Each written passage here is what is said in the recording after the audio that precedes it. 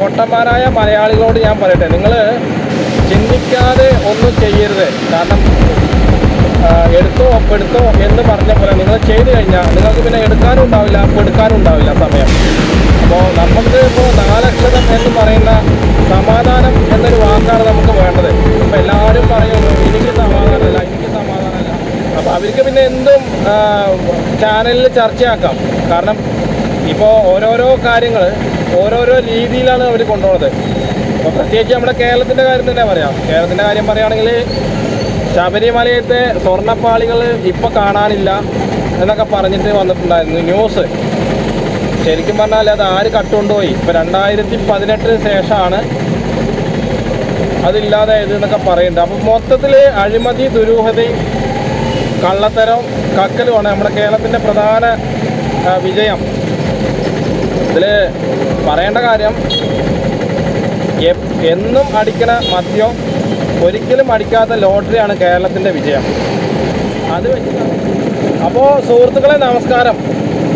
ഞാൻ ആദ്യം തന്നെ പറയട്ടെ, ഇന്നിപ്പോൾ വിജയ് ലൈവിൽ വന്നിട്ടുണ്ടായിരുന്നു. അപ്പോൾ അദ്ദേഹം പറയുന്നത് എന്താണെന്ന് കൂടി നമുക്കൊന്ന് കുറച്ച് നേരം കേട്ടോക്കാം.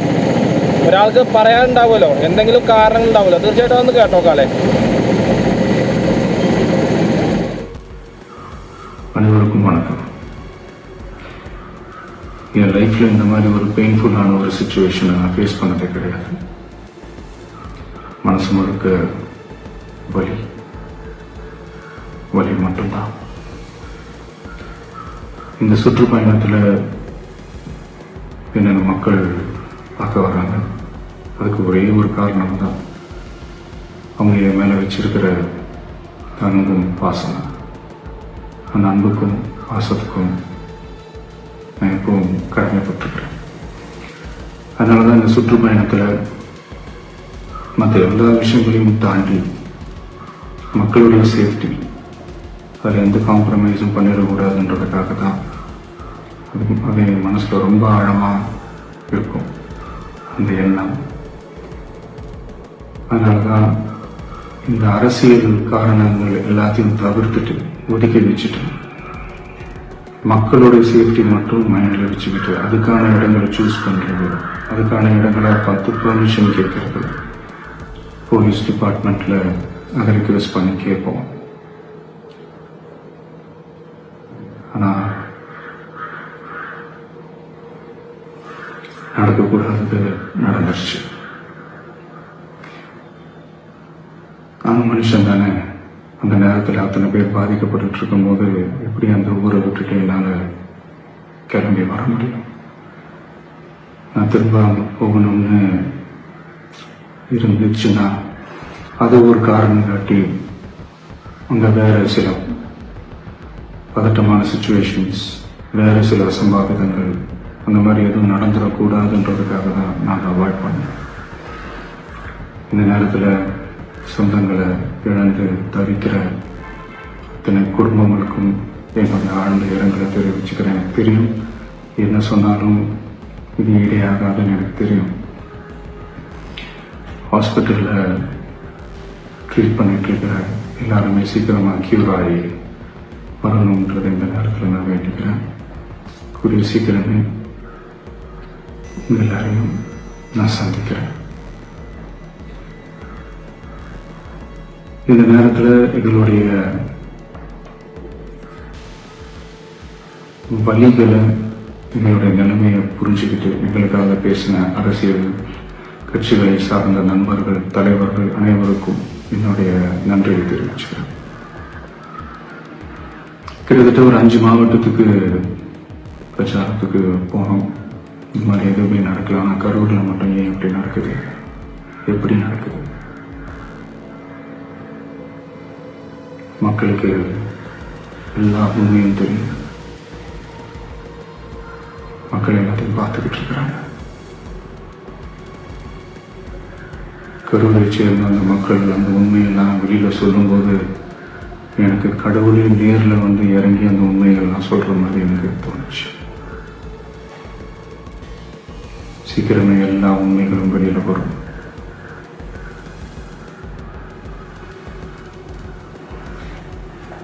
எங்களுக்கு தரப்பட்ட இடத்துல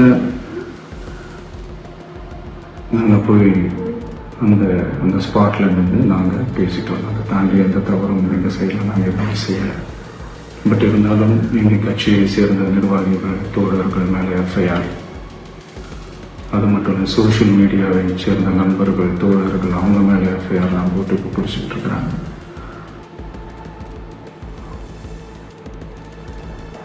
சிஎம் சார்,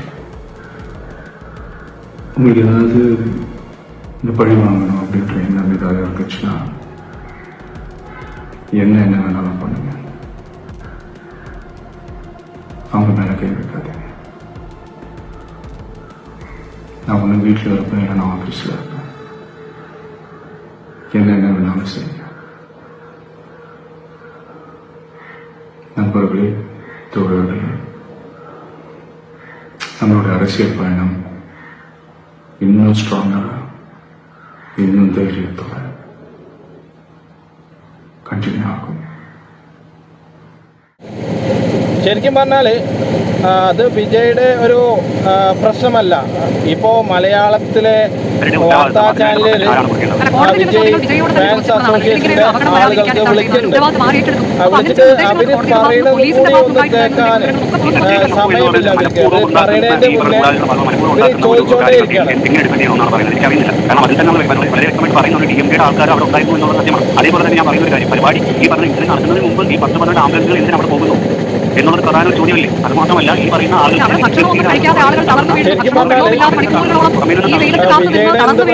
വിജയനെ അറസ്റ്റ് ചെയ്യണം എന്നൊക്കെ പറഞ്ഞിട്ട് ഒരുപാട് ഗോസിപ്പുകൾ ഇങ്ങനെ ഇറങ്ങിക്കൊണ്ടേയിരിക്കുന്നുണ്ട്. എന്ത് പ്രഹസനമാണ് സാറേ ഇതൊക്കെ പറയും പോലെ. കാരണം വിജയനെ അറസ്റ്റ് ചെയ്തിട്ടുണ്ടെങ്കിൽ എന്തൊക്കെ ഉണ്ടാവുക എന്ന് നമുക്ക് അറിയണ കാര്യം തന്നെയാണ് ശരിക്കും. കാരണം കേരളത്തിലെ പോലെയുള്ളൊരു സംസ്ഥാനമല്ല തമിഴ്നാട്. അവിടെ ഒരുപാട് മാറ്റങ്ങളുണ്ട്, ഒരുപാട് വിശ്വാസങ്ങളുണ്ട്, ആരാധനകളുടെ വ്യത്യാസം രൂപം തന്നെയാണ് ഈ തമിഴ്നാട് എന്ന് പറഞ്ഞത്. അപ്പോൾ അവിടെയൊക്കെ പോയിട്ട് അപ്പോൾ അവിടെയൊക്കെ പോയിട്ട് ഇവിടുത്തെ ആൾക്കാർ പോയിട്ട് ഇങ്ങനെ ഗോസിപ്പ് അടിച്ചു കഴിഞ്ഞാൽ അടി കിട്ടും, ഉറപ്പായിട്ട് ഞാൻ പറയാം. കാരണം അവിടുത്തെ തമിഴന്മാരുടെ സ്വഭാവം കേരളത്തിലെ ആൾക്കാരുടെ സ്വഭാവം പോലെയല്ല. ഇപ്പോൾ ഒരു KSRTC ബസ്സിൻ്റെ ഡ്രൈവറും കണ്ടക്ടറും ഭക്ഷണത്തിൻ്റെ ബാക്കി അവിടെ ബസ് സ്റ്റാൻഡിലിട്ട് പോന്നു. അത് ചോദ്യം ചെയ്തിട്ട് അടി കിട്ടിയില്ല എന്ന് മാത്രമേ ഉള്ളൂ. അപ്പോൾ അങ്ങനത്തെ മലയാളികളാണ് ഇപ്പോൾ തമിഴ്നാട്ടിലെ കാര്യങ്ങൾ പോയി അന്വേഷിക്കുന്നത്. ശരിക്കും പറഞ്ഞാൽ അത് വല്ലാത്തൊരു വിദ്യാഭ്യാസത്തിൻ്റെ കമ്മി തന്നെയാണ്. വാർത്താമാധ്യമങ്ങൾ മാത്രം, കാരണം ചോദിച്ച കാര്യങ്ങൾ പറയുന്ന കാര്യങ്ങളല്ല അവർ തിരിച്ച് ചോദിക്കണത്. അപ്പോൾ അവർക്ക് പിന്നെ എന്തും ചാനലിൽ ചർച്ചയാക്കാം. കാരണം ഇപ്പോൾ ഓരോരോ കാര്യങ്ങൾ ഓരോരോ രീതിയിലാണ് അവർ കൊണ്ടുപോകുന്നത്. അപ്പോൾ പ്രത്യേകിച്ച് നമ്മുടെ കേരളത്തിൻ്റെ കാര്യം തന്നെ പറയാം. കേരളത്തിൻ്റെ കാര്യം പറയുകയാണെങ്കിൽ ശബരിമലയത്തെ സ്വർണ്ണപ്പാളികൾ ഇപ്പോൾ കാണാനില്ല എന്നൊക്കെ പറഞ്ഞിട്ട് വന്നിട്ടുണ്ടായിരുന്നു ന്യൂസ്. ശരിക്കും പറഞ്ഞാൽ അത് ആര് കട്ടുകൊണ്ടുപോയി? ഇപ്പോൾ 2018 ശേഷമാണ് അതില്ലാതായത് എന്നൊക്കെ പറയുന്നുണ്ട്. അപ്പോൾ മൊത്തത്തിൽ അഴിമതി, ദുരൂഹത, കള്ളത്തരം, കക്കലുമാണ് നമ്മുടെ കേരളത്തിൻ്റെ പ്രധാന വിജയം. ഇതിൽ പറയേണ്ട കാര്യം, എന്നും അടിക്കണ മദ്യം ഒരിക്കലും അടിക്കാത്ത ലോട്ടറിയാണ് കേരളത്തിൻ്റെ വിജയം. അത് വെച്ചിട്ടാണ് ഇപ്പോൾ സർക്കാരിൻ്റെ കളി, ജനങ്ങളുടെ മേലുള്ള ഉത്തരവാദിത്തം. ഇതിൽ ഏറ്റവും വലിയ കോമഡി എന്താ വെച്ച് കഴിഞ്ഞാൽ, മുഖ്യമന്ത്രിയെ നേരിട്ട് വിളിക്കാത്രേ. അത്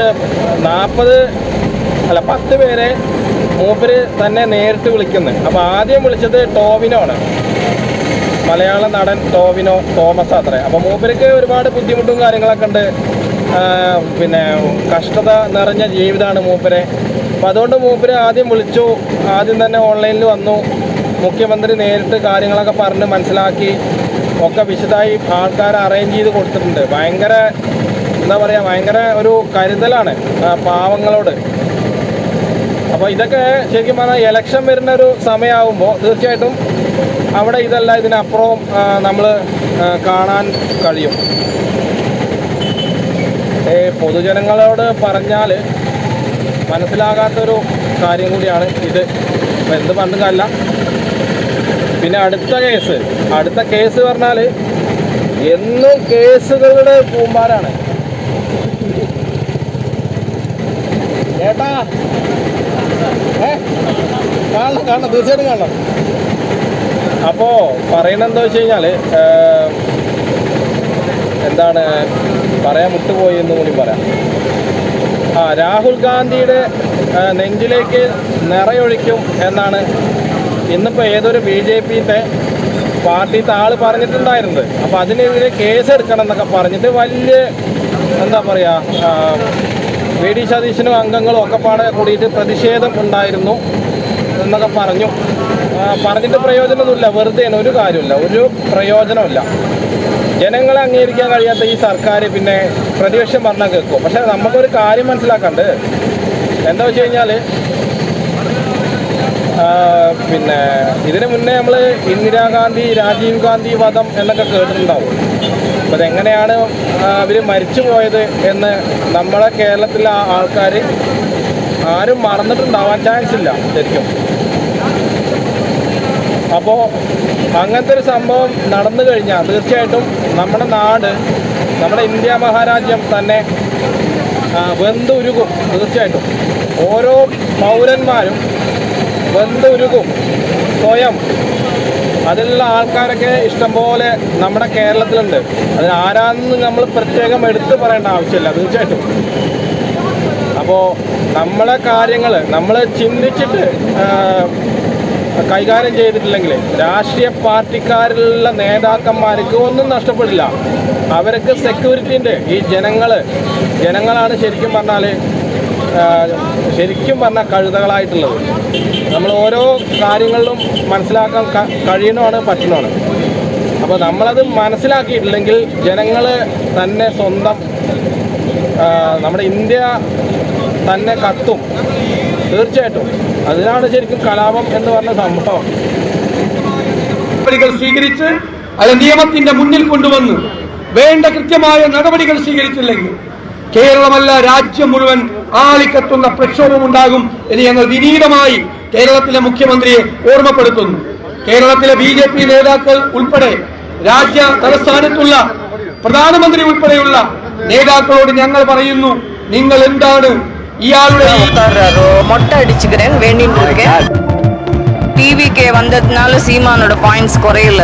சீமான் பண்ண சில issues towards ladies, the name Vijayalakshmi, அவரோட படம் ஒரு மாதிரி இருக்கு, அவர் ஒரு மாதிரி இருக்காரு. அப்ப இவர் என்ன இன்னொருத்தர் அனலைஸ் பண்ணி நீ தப்புன்னு சொல்றது?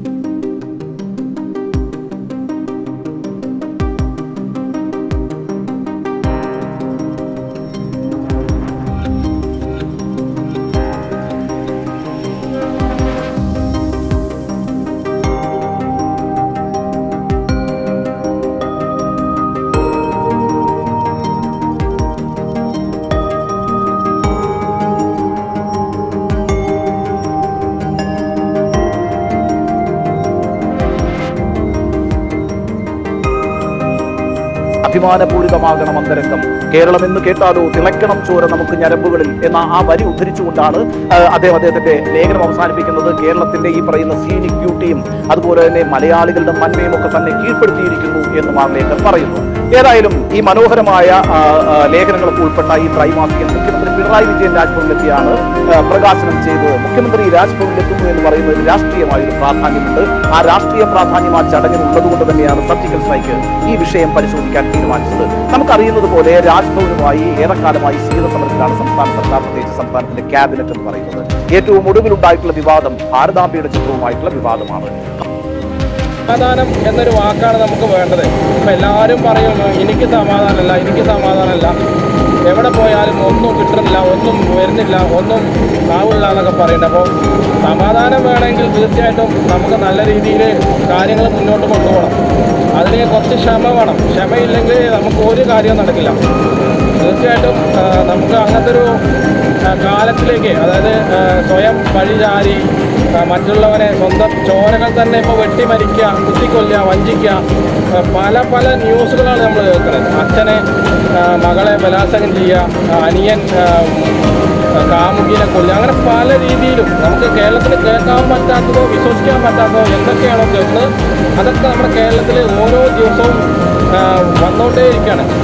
അപ്പോൾ ശരിക്കും പറഞ്ഞാൽ ഈ സർക്കാരിൻ്റെ അല്ലെങ്കിൽ ഈ ആഭ്യന്തരത്തിൻ്റെ ഈ സിസ്റ്റത്തിൻ്റെ കുഴപ്പം മാത്രമാണത്. അല്ലാതെ നമ്മൾ പുറത്തുള്ള ആൾക്കാരെ പറയാൻ പറ്റില്ല. കാരണം നമ്മൾ മലയാളികളാണ്.